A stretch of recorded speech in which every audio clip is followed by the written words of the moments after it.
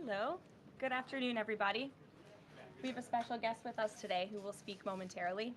But first, I would like to begin with a message from the White House to the families of the victims in the brutal murder case in Idaho, who were sharing their heart-wrenching stories about their loved ones before the court today and addressing the evil killer who took four precious souls. We are so sorry for the grief and the pain you have experienced at the hands of such a vicious and evil killer. Our nation grieves with you, and we will never forget the precious souls who were lost in this horrific act of evil. If it were up to the president, he would have forced this monster to publicly explain why he chose to steal these innocent souls. May God bless and watch over everyone affected by this unimaginable tragedy, especially the parents who lost their children. Let me begin with a few scheduling items off the top. Later this afternoon, President Trump will deliver the keynote address at the Winning the AI Race Summit here in Washington, D.C. President Trump believes it is non negotiable that the United States wins the AI race, which is why today, President Trump will announce a bold and comprehensive AI action plan to sustain and enhance America's global AI dominance.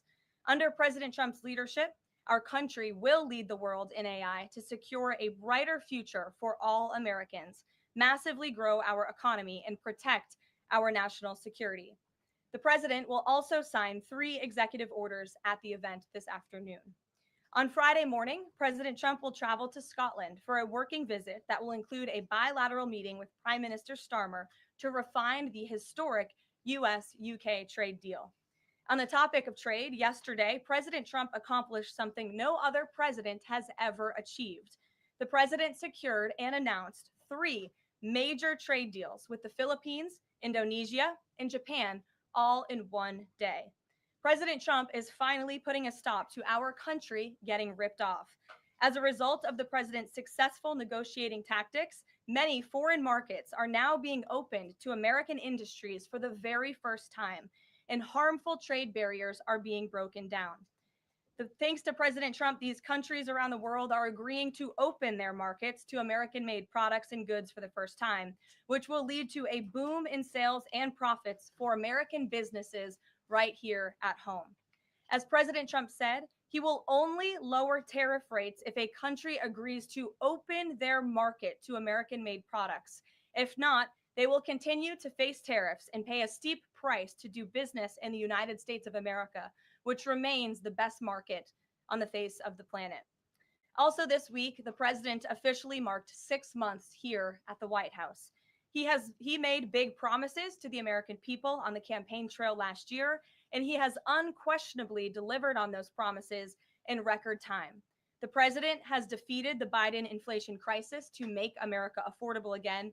Core inflation is currently at its lowest level in 4 years, and prices for everyday goods are falling. The president's pro-growth policies have fueled massive job growth across our country. Since the president has taken office, our economy has added nearly 700,000 new jobs, with native-born American workers accounting for all job gains.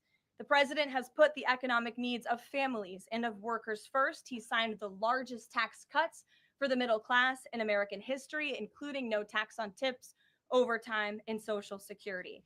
We have also seen the president unquestionably deliver on his promise to secure our southern border. He has ended Biden's illegal alien invasion, and for 2 months in a row, zero illegal aliens were released into our country. The president has also, as you all know, initiated the largest mass deportation campaign in American history.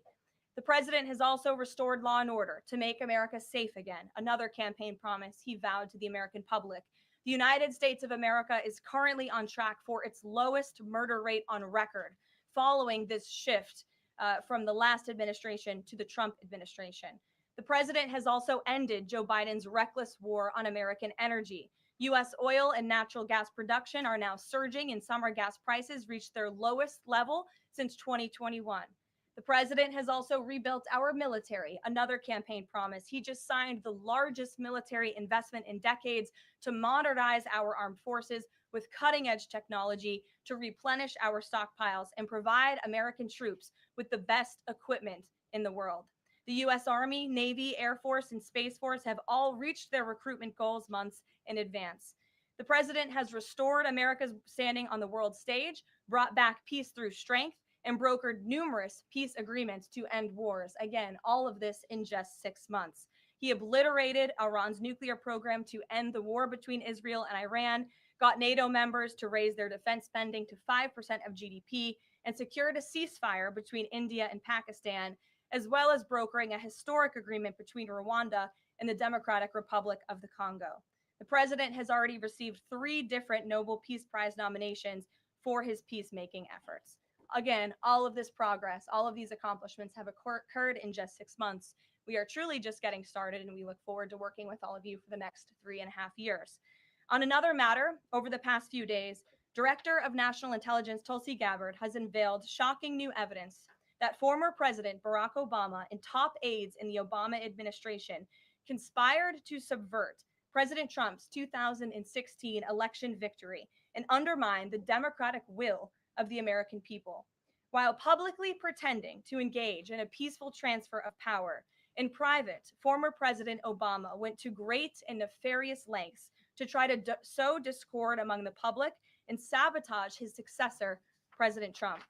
The new evidence released by the Director of National Intelligence, who is here with me today, confirms that the Obama administration manufactured politicized intelligence, which was later used as the justification for baseless smears against President Trump in an effort to try to delegitimize his victory before he even took the oath of office.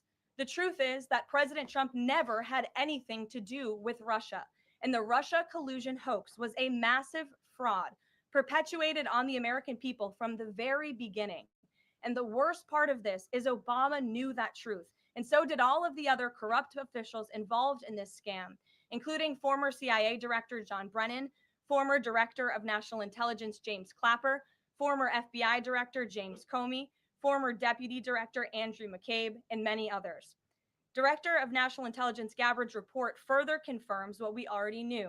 There was no collusion, no corruption, except on the part of Barack Obama and the weaponized intelligence agencies at the time. The Russia hoax was a blatant lie, all ginned up by Democrat political operatives that were signed off on by then President Obama and leaked to the news media to launch a years-long witch hunt against President Trump and his first administration. Allies of the president, including his own son, Donald Trump Jr., were disgustingly smeared as Russian assets, and some even had their lives destroyed because of this vicious lie. The president's first 2 years in office had this fake distraction hanging over it, and endless resources, time, and political capital were spent having to debunk these lies from the highest levels of our government. Now, nearly 10 years later, thanks to the declassification of documents by Director Gabbard, the truth has finally come to light. And this truth vindicates President Trump, his family, and his many allies and associates who were smeared with defamatory lies. President Trump was right from the beginning about all of this, and we are grateful that justice can be served. Now, we have even more damning evidence implicating those who tried to sabotage a duly elected president and did grave material harm to our republic.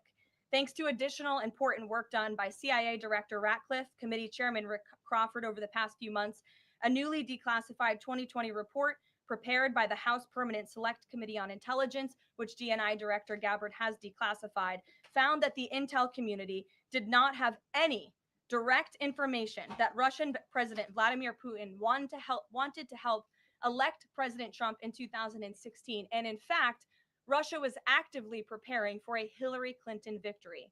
But at the unusual direction of Barack Obama at the time, the intel community published implausible intelligence suggesting otherwise. Why? To sabotage the incoming president. This is truly one of the greatest political scandals in American history. And reporters at legacy outlets, some of which are sitting in this room today, like the New York Times and the Washington Post, were ridiculously awarded Pulitzer Prizes for their perpetuation of this hoax. It's well past time for those awards to be stripped from the journalists who receive them. It is not journalism to propagate political disinformation in service of the Democrat Party and those in the intelligence community who hand over out of context and fake intelligence to push a false political narrative. I will now pass it over to the Director of National Intelligence, Tulsi Gabbard, to speak more about all of this, and then we will open it up for questions afterwards. Tulsi, thank you for being here. Thank you very much. Good afternoon. At President Trump's direction and with the support and coordination with the House Intelligence Committee Chairman Rick Crawford, today we've released a declassified Oversight Majority Staff report that was produced in September of 2020. The stunning revelations that we are releasing today should be of concern to every American. This is not about Democrats or Republicans. This has to do with the integrity of our democratic republic and American voters having faith that the votes cast will count.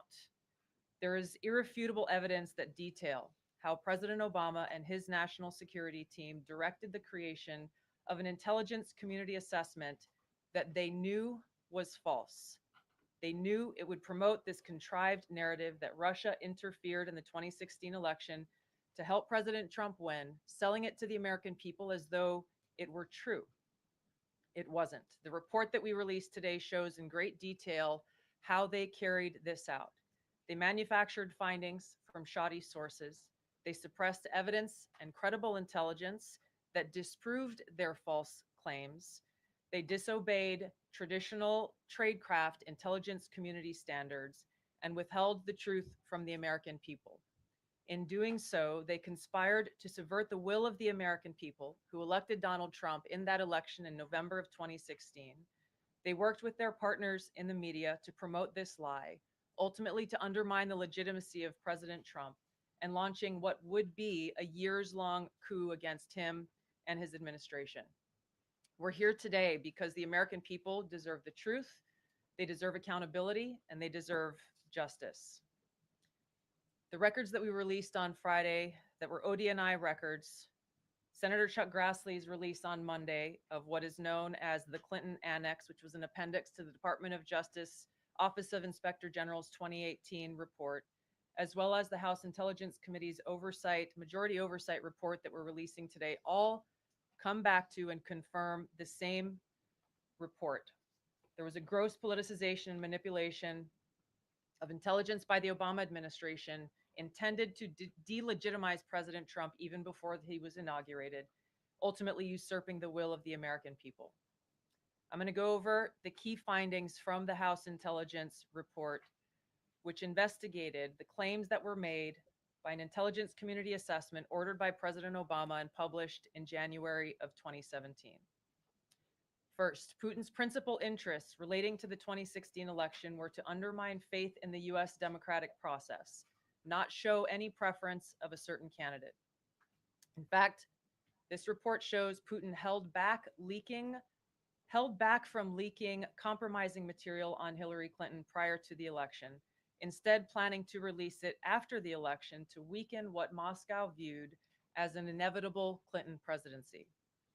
In the January 2017 intelligence community assessment that President Obama ordered, John Brennan, who was CIA director at the time, and the intelligence community intentionally suppressed intelligence that showed Putin was saving the most damaging material that he had in his possession about Hillary Clinton until after her potential and likely victory.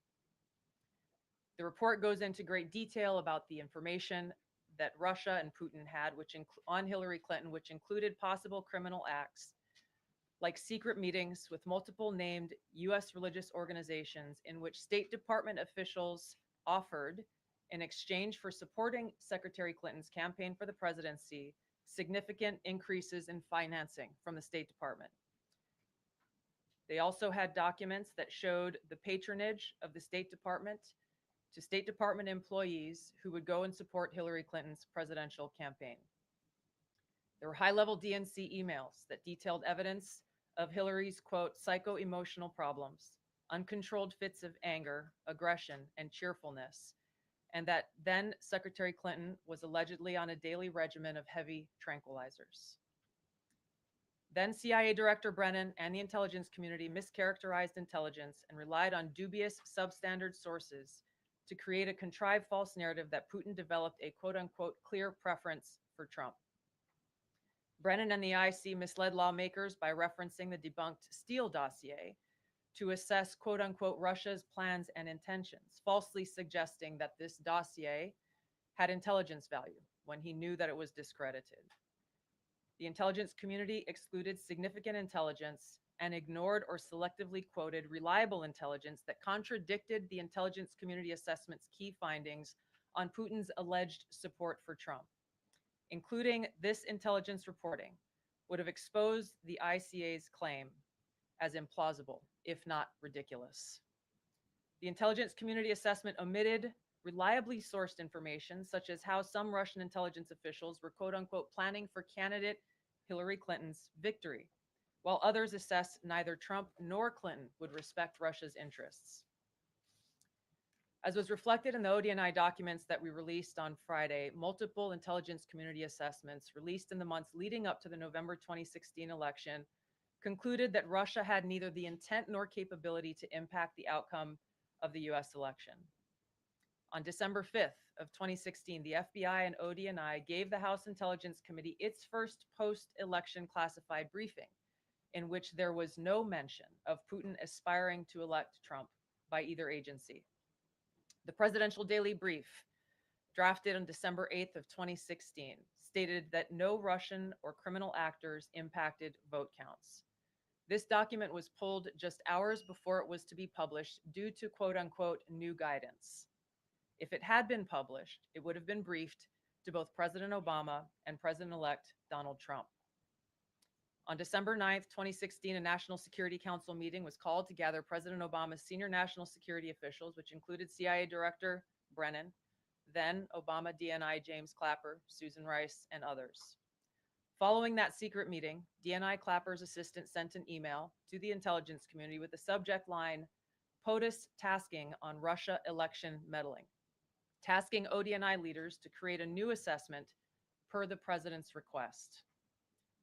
The House Intelligence Committee oversight report that we released today reveals that, quote, unlike routine intelligence community analysis, the intelligence community assessment was a high-profile product ordered by the president, President Obama. It directed senior intelligence community agency heads and created an intelligence community assessment limited to just 5 analysts using one principal drafter. This is not something that occurs in the normal path of producing an intelligence community assessment that reflects the views across the intelligence community. The production of this intelligence community assessment was subject to unusual directives directly from the president and senior political appointees, especially the former director of the CIA, John Brennan. The House Intelligence Committee oversight report also shows how later that same day, on December 9th, Brennan ordered the publication of quote unquote substandard reporting on Russian activities, which had previously been withheld from publication of prior assessments because the information was judged, quote, to have not met long-standing publication standards. Some of the information later used in the Obama-ordered assessment over the objections of veteran CIA officers was, quote unquote, unclear or from unknown sources.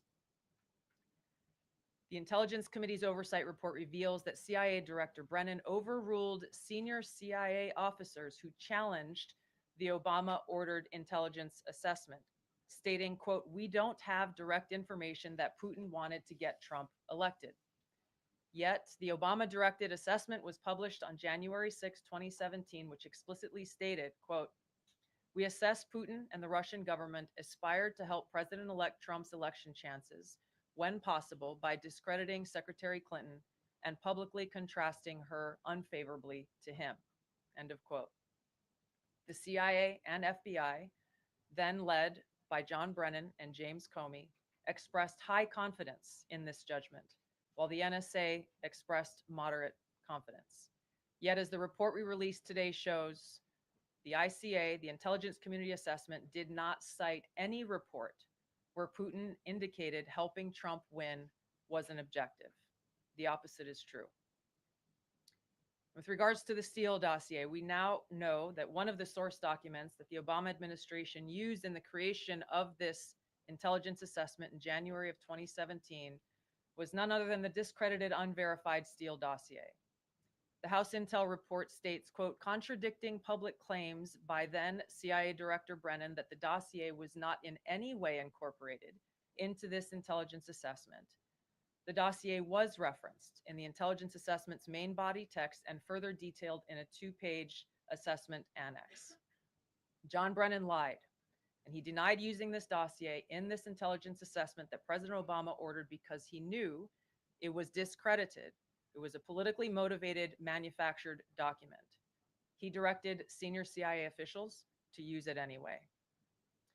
CIA officer told the House Intelligence Committee staff as they investigated this, quote, the director of the CIA, John Brennan, refused to remove it.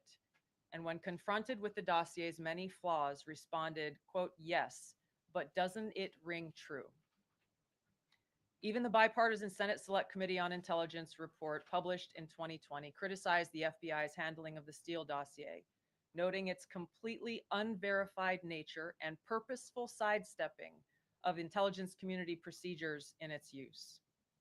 Now, President Obama, Hillary Clinton, John Brennan, James Clapper, James Comey, and others, including their mouthpieces in the media, knowingly lied as they repeated the contrived narrative that was created in this January 2017 intelligence community assessment with high confidence as though it were fact.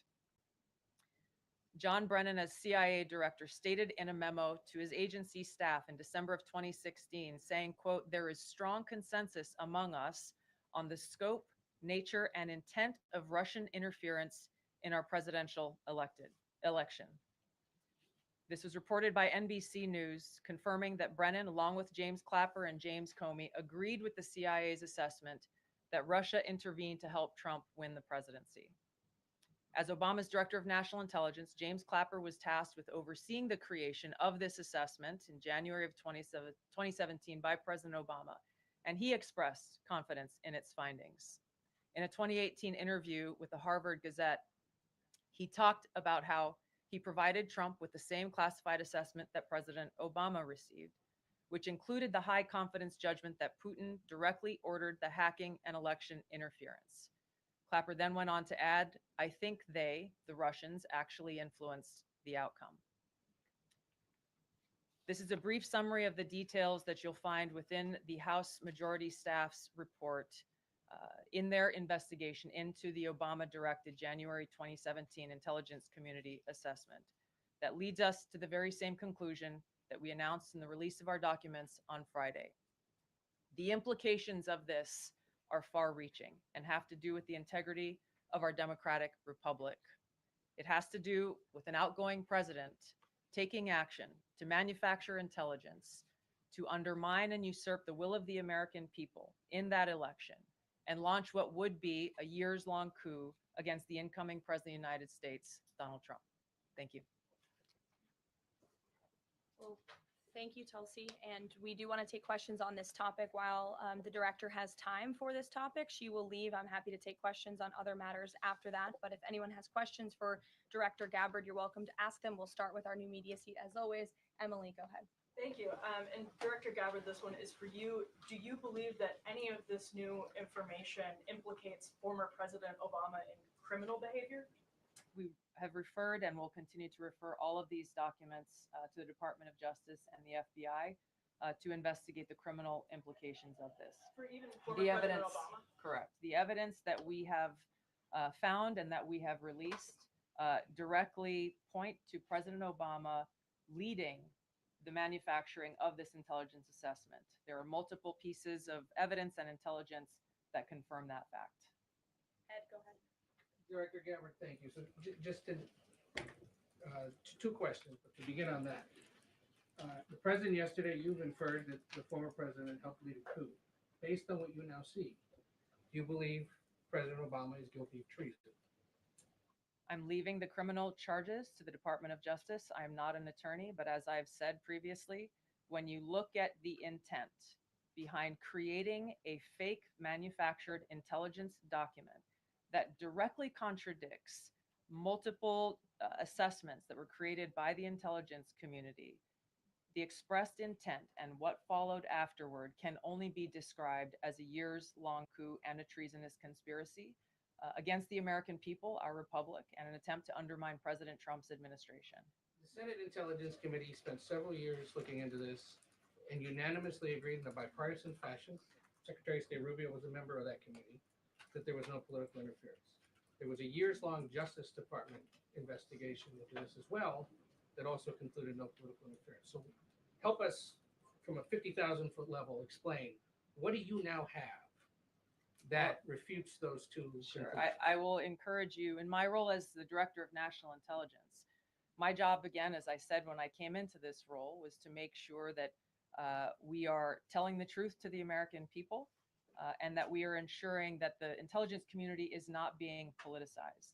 So I'm not asking you to take my word for it. I'm asking you in the media to conduct honest journalism and the American people to see for yourself in the documents that we've released now, close to 200 pages that point in multiple references, multiple examples to include comments that have been made by senior intelligence professionals who are some still working within these agencies today that confirm the conclusions that we have drawn, that President Obama directed an intelligence community assessment to be created to further this contrived false narrative that ultimately led to a years-long coup to try to undermine President Trump's presidency. And it's your belief John, that go those ahead. two previous investigations missed that or covered it up? I'm telling you to look at the evidence.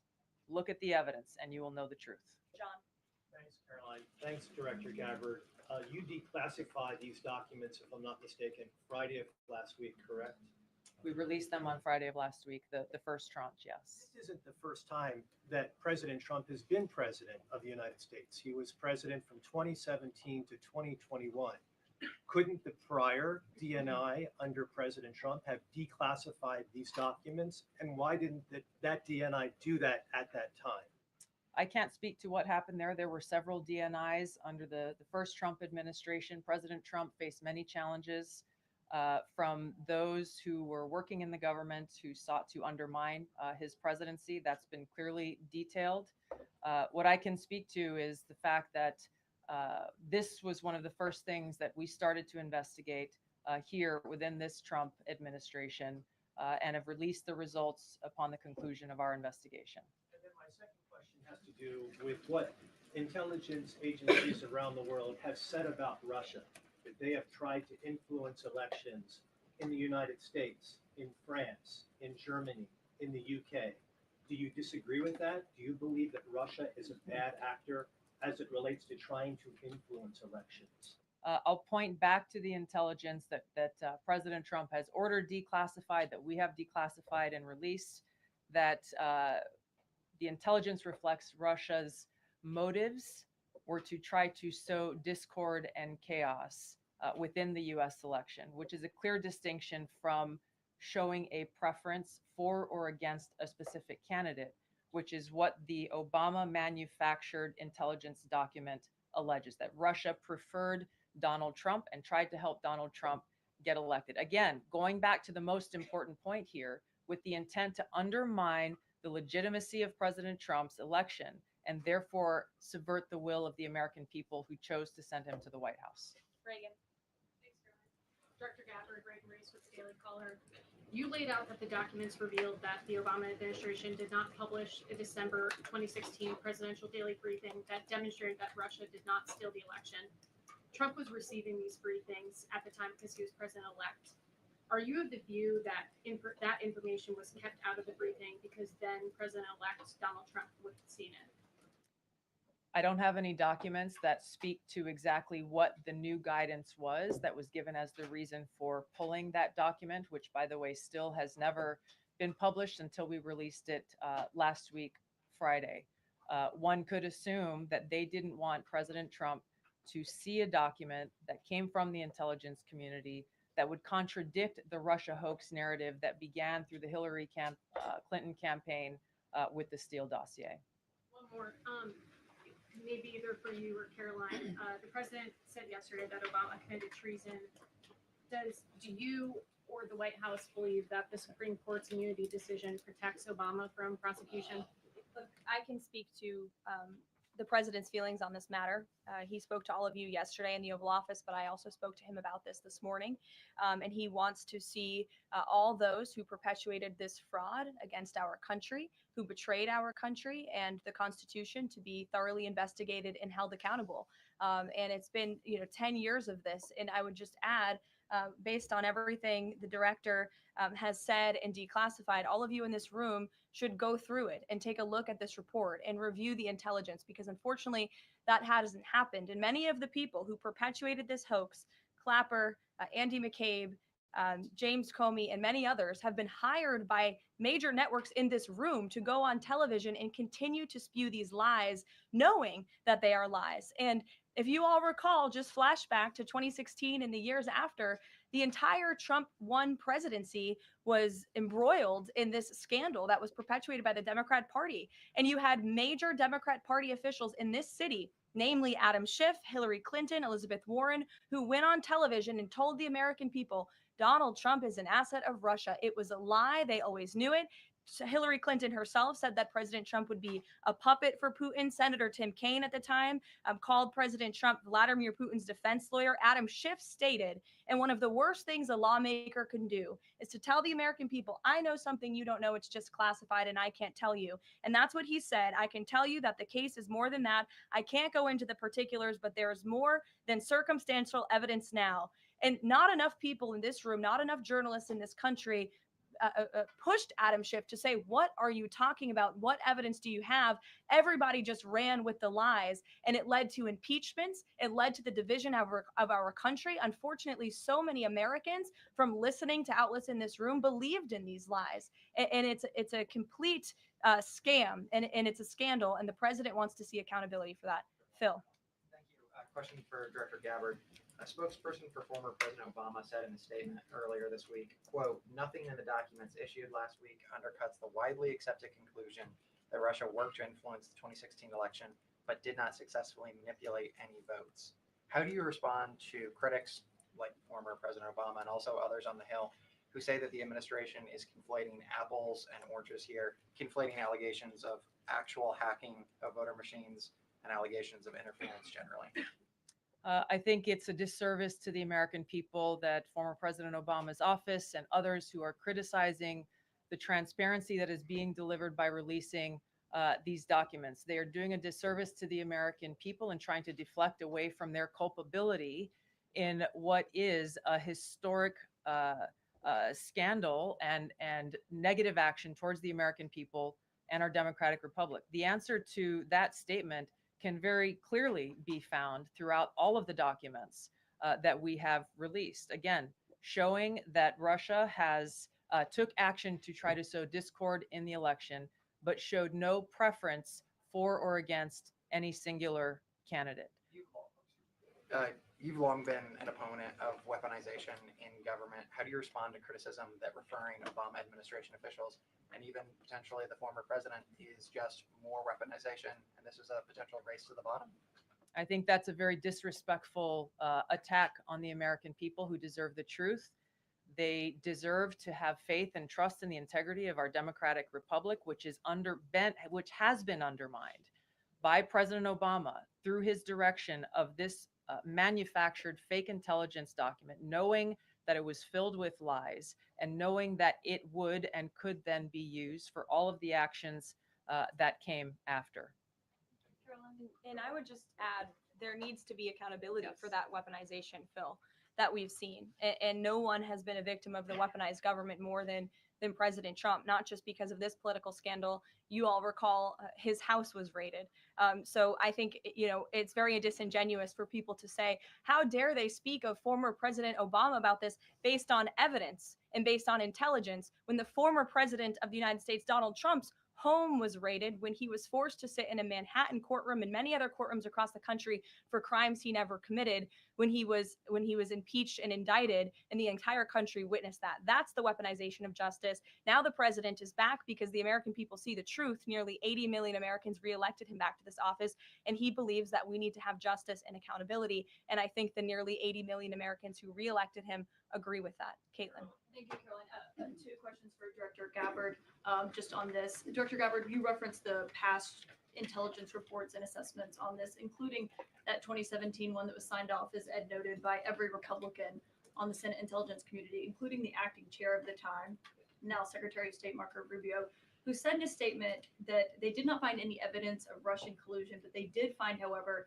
is very troubling, and they found irrefutable evidence of Russian meddling. One, are you saying that he's wrong in that statement that he made then? And secondly, what would you say to people who believe that you're only releasing these documents now to improve your standing with the president after he said that your intelligence assessments were wrong? Well, first, I want to correct something that you stated, which was citing the Senate Intelligence Committee's report as being one and the same. I think you said the intelligence community. The Senate Intelligence Committee has a very different function than the Office of the Director of National Intelligence. Uh, the evidence and the intelligence that has been declassified and released is irrefutable.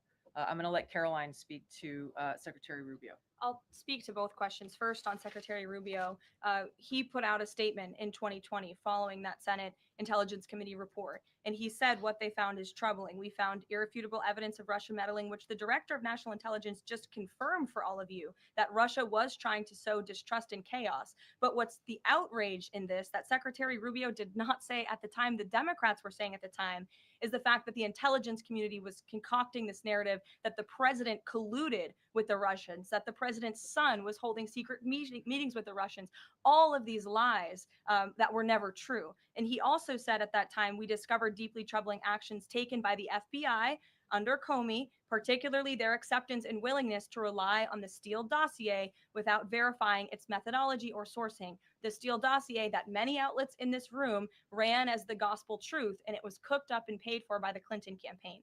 As for your second question, Caitlin, I think who is saying that she would release this to try to boost her standing with the president? Who has said that? Well, the president has publicly undermined her when it came to Iran. He said she was wrong. He told me that she didn't know what she was talking about. That was on Air Force One No, on camera. the only people who are suggesting that the Director of National Intelligence would release evidence to try to boost her standing with the president are the people in this room who constantly try to sow distrust and chaos amongst the president's cabinet, and it is By not John working. Durham, I directed by the Attorney I General am Bill Barr at I the will time. I will just answer your question directly. I am with the President of the United States every day. He has the utmost confidence in Director Gabbard. He always has. He continues to. And that is true of his entire cabinet, who is all working as one team to deliver on the promises this president made. Does anyone else have questions for Director Gabbard? And then we'll turn it over to a couple other questions. Christian, go ahead. Yeah, thank you, Director Gabbard. Two follow-ups on questions that have been asked. You mentioned the previous DNIs during the president's first term. One of them reports to you right now, if I'm not mistaken, John Ratcliffe. So have you not spoken to him about why this information was not declassified during the first term? He was in that position for a very short period of time. The work that began back then, we have picked up and absolutely completed. We are continuing to investigate this. Additional whistleblowers are now coming forward because they see an opportunity for the truth to come to light. And as Karoline said, for real accountability to be brought forward. The accountability is the essential part of this. We can show the truth, reveal the truth. The accountability needs to occur to be able to start to restore that trust and in the integrity of our democracy. And then just quickly, I know you said you would leave the charging to DOJ, but the statute of limitations on conspiracy is 5 years. So what else could they possibly pursue besides treason? I think that's a great question for Attorney General Pam Bondi. We're providing all of the evidence, all of the intelligence that we have, both redacted and unredacted versions, referring it to the Department of Justice and the FBI. We'll take one more. Charlie, go ahead. How credible was the information about Hillary Clinton's health? The report said that it was from DNC, sourced from the DNC. Have you seen that information? Or do you think that maybe Russia was overemphasizing what they had? All I have seen is what the Intelligence Committee have reported through their investigation. I think the underlying point there is that we understand from intelligence what Russia said that they had. And the important point here is that if they were trying to influence the election, as President Obama and James Clapper and John Brennan, everybody said they were doing in order to support Donald Trump's election, they would have released the most damning of that information, some of which I detailed here. You'll find the rest in the report prior to the election to help Donald Trump win. They specifically withheld what they had on her, the most damning information, because they thought that she would win the election. They had plans to release it just prior to her inauguration to, again, sow discord and chaos in America. And if I may, on Jeffrey Epstein, can you rule out that he was connected in some way to any kind of intelligence, either foreign or domestic? I haven't seen any evidence or information that reflects that. If anything comes before me that changes that in any way, support the president's statement loud and clear. If any credible evidence comes forward, he wants the American people to see it. Great. Director Gabbard, we thank you for Thank your you. time today. I know you're a busy woman, Thank so you. we'll let you get out of here, but thank you so much. Okay. I know there's many issues going on today across the world and here at home. If you have any other further questions, I'm happy to take them. Ed, why don't you go ahead? Yeah, thank you, Caroline. So the Japan trade deal, is that Japan trade deal the start of this number of trade deals that the Treasury Secretary says we're going to see by August 1st? I think it is. I mean, as you said, we had Japan yesterday. We also had Indonesia, and we had the Philippines as well. The president announcing all three. He came in as the closer in all three of those. I've said many times from this podium that the president's trade team has been in active talks and discussions with many countries around the world, and you've all been anxiously awaiting what those countries were. Now you know three of them, and there's many more to go. We have now sent 25 letters to countries around the world. But just to reiterate this Japan deal, for those at home who may have missed it, Japan will now pay a 15% tariff versus the reciprocal rate of 24% that they initially had. Auto and auto parts tariffs have been reduced to 15%.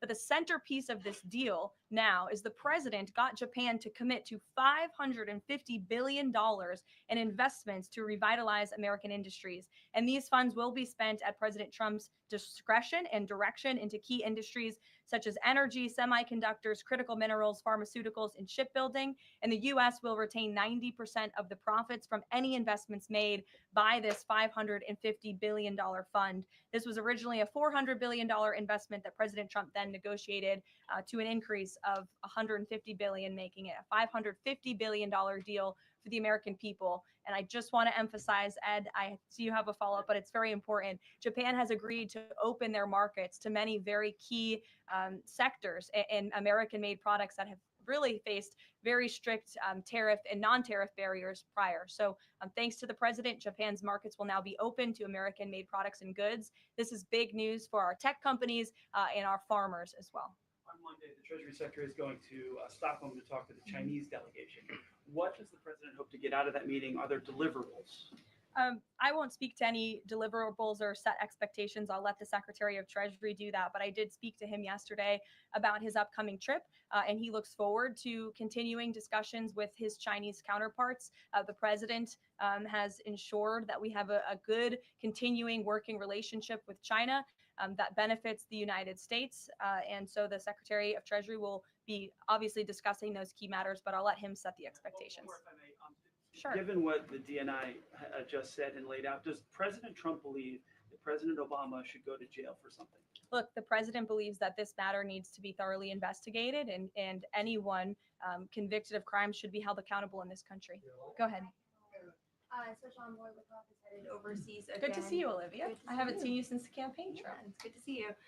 He's headed back overseas. Can you give us a sense of what the marching orders are to some of the people he'll be meeting with, and specifically as it relates to Gaza and ongoing talks there? Yes, Special Envoy Wickoff is headed to Europe, where he will meet with key leaders from the Middle East to discuss the ongoing ceasefire proposal to end this conflict in Gaza and to release the hostages. These are very sensitive negotiations that are currently taking place.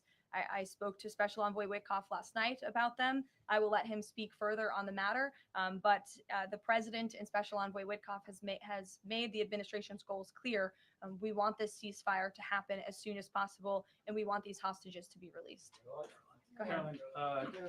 A Florida federal judge has refused to allow the Epstein grand jury materials to be released. Does the president want the administration or Department of Justice to appeal that ruling?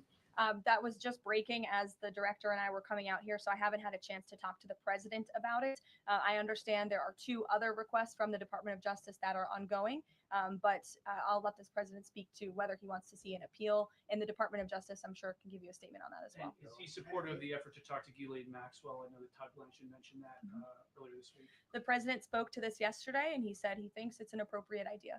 Kelly. What is the accountability that you would like to see if this current president is the one who brought the case to the Supreme Court and Chief Justice Roberts made it clear in his opinion that a sitting president's responsibilities in office cannot lead to prosecution, immunity. So what is it the President Trump wants regarding President Obama, given that fact? And the special counsel at the time, Durham, when that Supreme Court matter was not in effect, could have charged anyone and did not. So on those 2 points, how do you respond? Look, the president has made it clear that he wanted these documents to be declassified. He wanted the American people to see the truth, and now he wants those who perpetuated these lies and this scandal to be held accountable. As for what accountability looks like, as the director said, it's in the Department of Justice's hands, and we trust them to move this ball forward. You would agree Stephanie. President Obama cannot be charged based on that immunity. Again, I'll leave that to the Department of Justice. Stephanie. In light of the Japan deal, are sectoral tariffs now up for negotiation with trading partners? And in a similar note, are these negotiators asking for investment funds, sort of like what Japan had agreed to? As for sectoral tariffs, I understand that the president continues to be in talks with our Secretary of Commerce. We have made commitments on various sectoral tariffs, as you know. The Department of Commerce has initiated studies to then move forward with implementing those sectoral tariffs. So I would defer you to them for further comment. Meredith. I wanted to ask if the White House has any update on the Commerce Department employee who's been detained in or banned from exiting China, and if there are any efforts to get him out. I can assure you and the American people that the administration is actively monitoring the situation and engaged, but typically we don't comment on individual cases like this as we are sorting them out. Sure. Yes. Behind you, Dr. Harper. Sorry. Go ahead to the lady And then sitting after down me? in the blue. Yes. Okay. What's your name? What's your name? My name is Caroline also. Oh. Caroline Bodo with the Center Square. Great. So Republicans in the Senate today said that they are pulling back on legislation to impose sanctions on Russia after the president said he wants to act unilaterally. Can you elaborate on what the president intends to do? Look, the president has been in very close communication with his friends in the Senate, particularly Senator Lindsey Graham, on this issue. But the president has always maintained, he's the commander in chief and the president for a reason, and he has been deeply involved in this conflict since the beginning. And so any decisions that are made with respect to sanctions, the president wants to reserve that authority and that right to himself. Jasmine. Thanks, Caroline. 2 questions for you. The first on AI. Does President Trump support federal agencies contracting with Elon Musk's AI company? I don't think so, no. Okay, so he would want the DOJ to then cancel the contract with your office. I'll talk to him about it, yes. And my second question, just, obviously the developments with the Epstein case with the judge, but I wonder, has the White House counsel, the DOJ explored any other documents that could be released to the public that don't have to do with that grand jury testimony? To my knowledge, the Department of Justice has moved forward with the request to unseal that grand jury testimony. And as you know, they have also moved forward with interviewing Ms. Maxwell, which I believe will be taking place very soon. Go ahead. Sure. Thanks, Caroline. I have a question about Paul Ingracia, the OSC nominee who faces a Senate committee hearing tomorrow.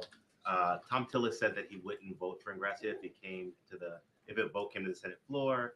24 worker advocacy groups have said that they don't support his nomination. What is the White House planning to do to sort of turn the tide or convince legislators that they should vote for him? The White House is always in communication with members of both the Senate and the House, and we stand by the president's nominees.